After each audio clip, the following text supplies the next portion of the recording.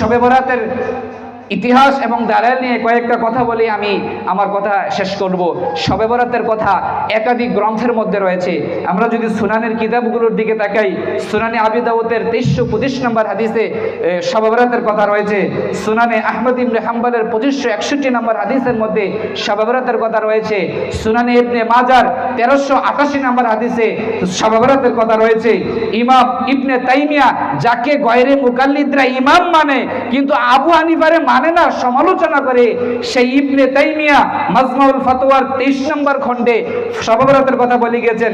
আব্দুর রহমান মুবারকপুরি তুহফাতুল আহওয়াজির 3 নম্বর খণ্ডের 161 নম্বর হাদিস পৃষ্ঠার মধ্যে শবে বরাতের কথা বলেছেন। ইমাম ফাকিহ রাহিমাহুল্লাহ, যার ইন্তেকাল হচ্ছে বেশি দিন না, 351 হিজরিতে, তিনি তার কিতাবের মধ্যে শবে বরাতের কথা উল্লেখ করেছেন। হাফেজ ইবনে হাজার আসকালানী রাহিমাহুল্লাহ, গয়রে মুকাল্লিদরা যাকে ইমাম মানে, 852 হিজরিতে যার ইন্তেকাল, তিনি তার কিতাবের মধ্যে শবে বরাতের কথা বলেছেন। ইমাম ফাকিহ রহিমাহুল্লাহ বলেছেন, ইমাম বাইহাকি রহিমাহুল্লাহ, নাসিরউদ্দিন আলবানী হাফিজাহুল্লাহ রহিমাহুল্লাহ, যাকে আপনারা আপনাদের মাযহাবের ইমাম মানেন, আপনাদের নেতা মানেন, শায়েখ মানেন, তিনিও বলেছেন শবে বরাতের কথা। সবাই বলেছেন শবে বরাতের কথা।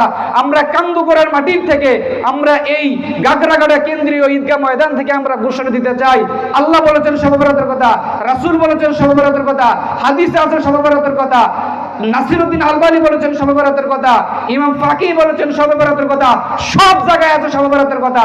তাহলে কোথাও মানতে কোনো আপত্তি আছে? আপত্তি আছে?